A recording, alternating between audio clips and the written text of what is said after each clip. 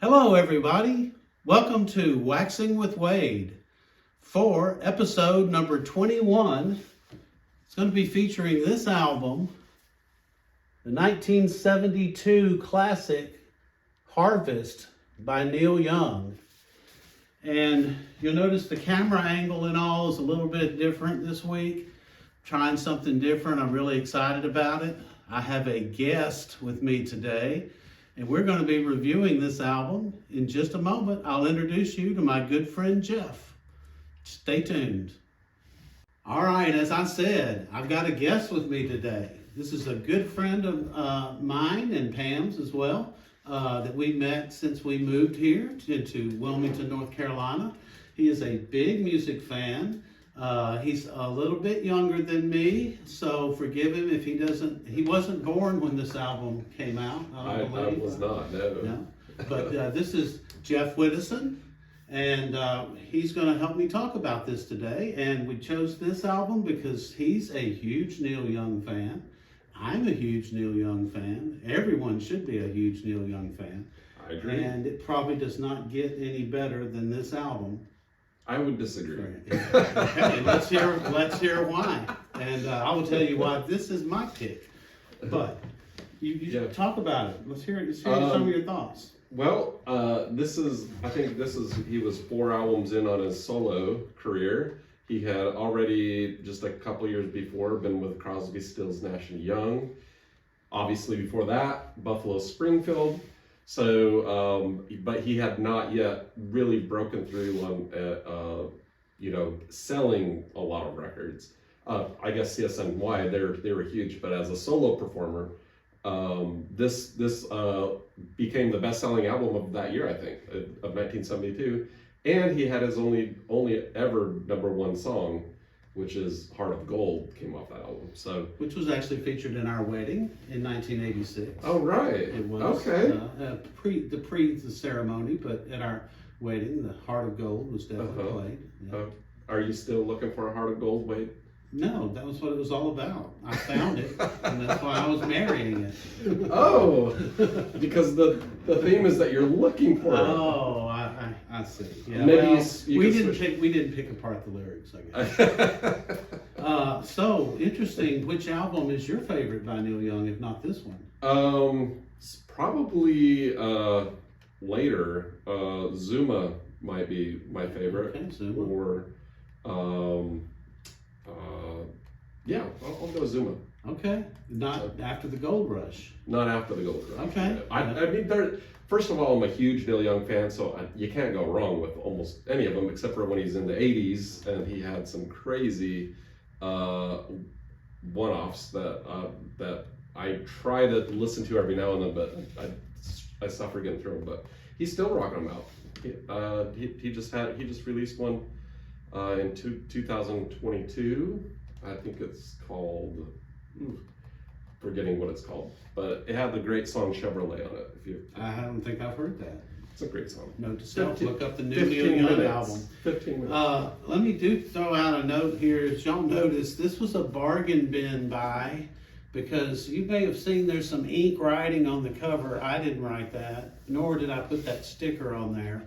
But I do want to highlight the person that wrote these names on here was obviously writing some of the credits that are not Neil Young that appear on this album, because they've written James Taylor and Linda Ronstadt, who sing background vocals on 2 of the songs. Do you remember which 2 songs they sing background vocals on? Old Man and Heart of Gold. That's right.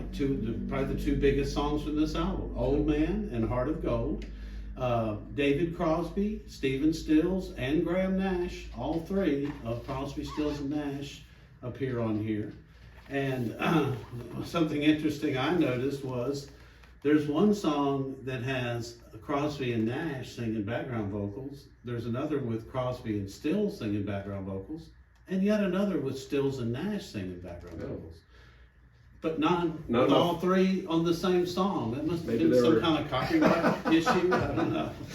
That is having to pay unusual. more band Well, royalties. that's a very interesting perspective. Maybe Neil was just smart enough to go, if we keep one out on all of them, I don't have to pay the band royalty. Oh.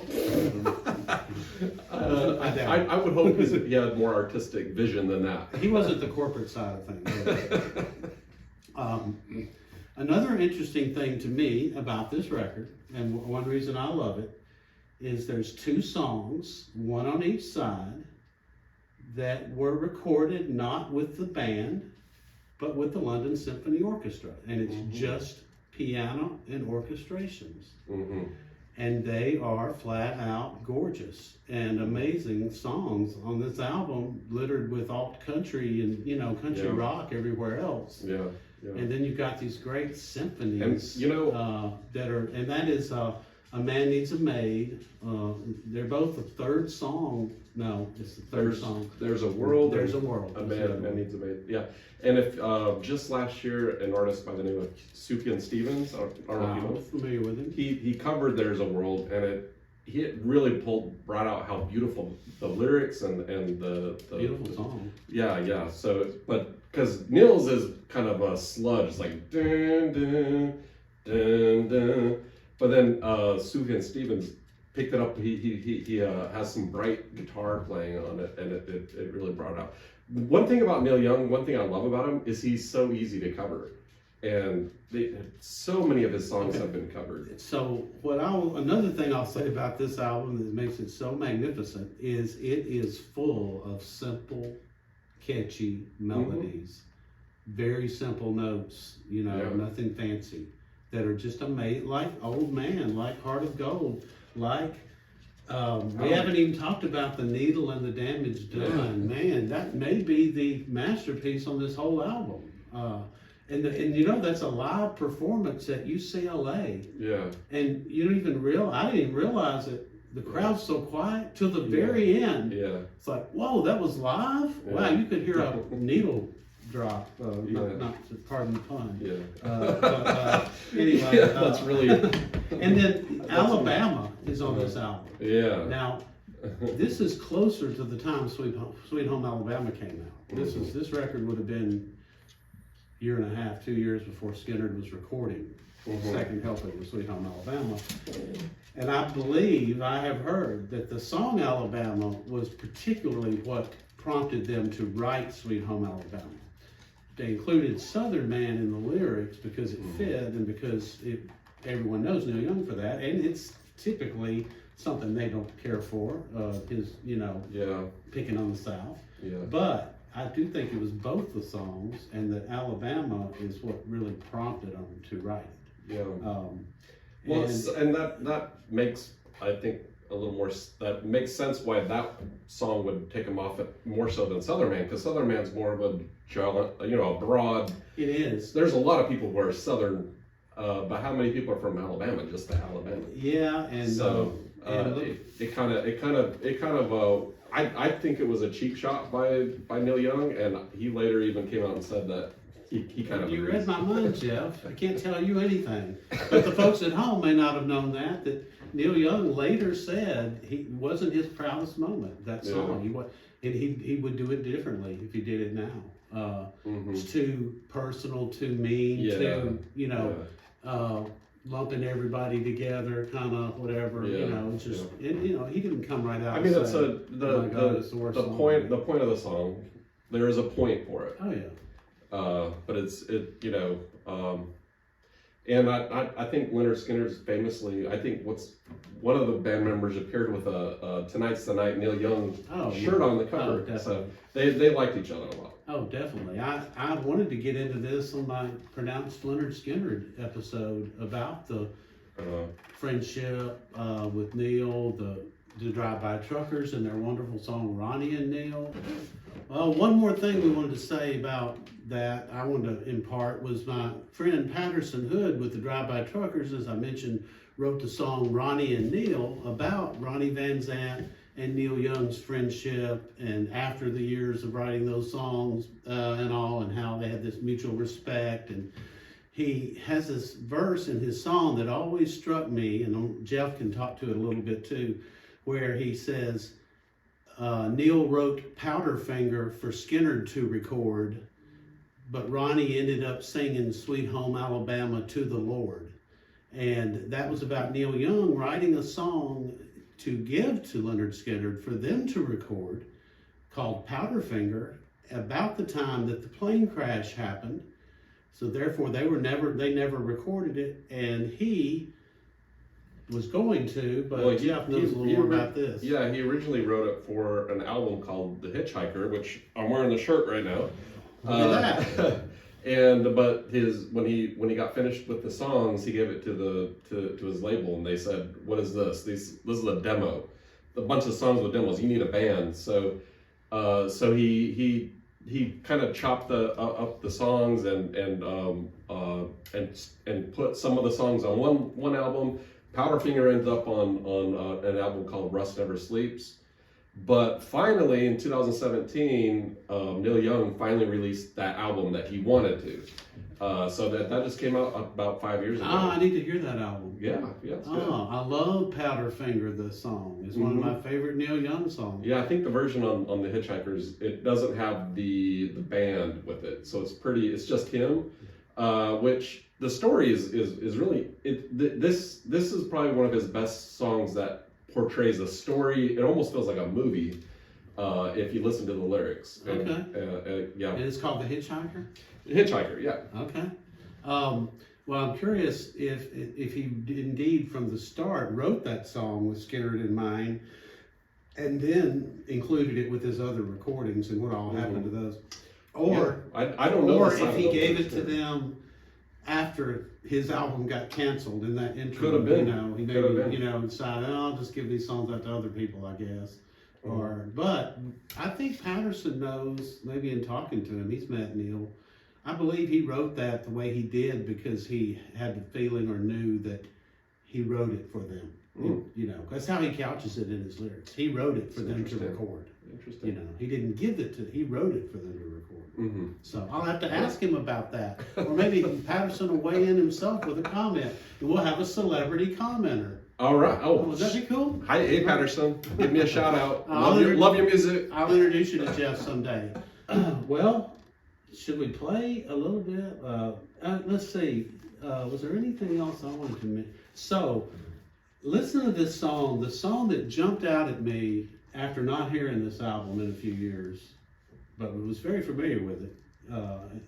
But the song that just jumped out at me is like, man, that song is better than I even remembered it being. That song is something else, and that's the song Harvest, which is a simple little song. It's nothing fancy at all. Yeah, but it really, the way the song structure of it, the chorus, the way it ends every verse with the leaving you hanging kind of feeling. There's a musical term for that, and I don't know what it is, but it just gets me. And it's not a hit. It's not a song you hear on the radio. No. Matter of fact, I'm sitting here right now. I've heard it so many times, and it kind of eludes me the melody. But maybe I ought to play it. Yeah, play it. But would you like to play anything in particular off of this? Well, my favorite song on there is the last one, Words. Between the lines of age, because that's the Neil Young that I like the best, where it's his guitar playing, and the band just follows right in line with him, and it's like they play off each other. It's almost like a jam band. All right, well hey guys, hush. Okay. Let's play my favorite and your favorite. And your favorite closes the album. It would be great if we'll close out the episode. We'll play maybe half of each song. See if we have time for that. I can't pick a favorite. I mean, I can't say this is better than Old Man or better than Heart of Gold. But man, this song just... Did I see you down in the young girl's town with your mother in so much pain? I was almost there at the top of the stairs with her screaming in the rain. In the very verse. Did she wake you